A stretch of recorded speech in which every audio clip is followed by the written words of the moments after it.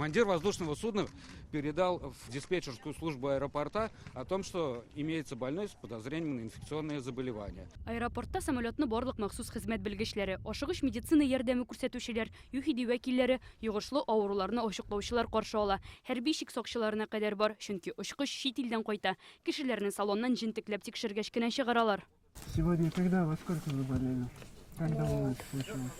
В самолете стало нехорошо. Өйрәнүләр алдан әзерләнгән сценарий буенча үтә. Таиландтан Казанга очучы пассажирлар арасында бер кешедә ишәк ялкын сынуы булуын ачыклыйлар. Аның тән температурасы күтәрелә, кан басымы түбәнәя, хәле бетә, күңеле булганы, ише китә. Белгечләр холера йоктырмаганмы икән дип шикләнә. Беренче булып очкычтан үзен начар хис иткән пассажирны алып чыгалар. Һәм ашыгыч ярдәм машинасында республиканың югышлы авырулар хастаханәсенә озаталар. Башка кешеләрне тепловизор ярдәмендә тикшерәләр. Таиланд находится в группе риска. Таиланд холера туралы куркынычы булган илләр исемлегенә керә. Беренчел фаразлар ясап, табиблар пассажирның нәкъ шул чирне йоктыру турында әйтә. Самолеттагы барлык кешеләр дә Казанның ветераннар госпиталенә җибәрелде. Анда изолятор бар.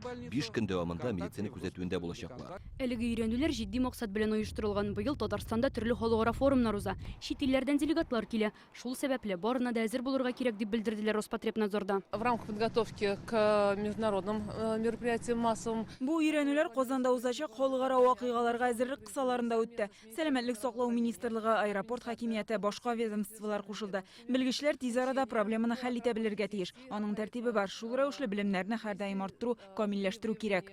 Мондый өйрәнүләр елда оештырыла. Бер сәгать эчендә махсус хезмәт вәкилләренең көтелмәгән хәлләргә әзерме юкмы икәнен тикшерәләр. Бүген алар бу сынауны уңышлы узды дип бәяләделәр. Ләна Бәхтиева, Рамзил Гарипов, Яңа гасыр каналы.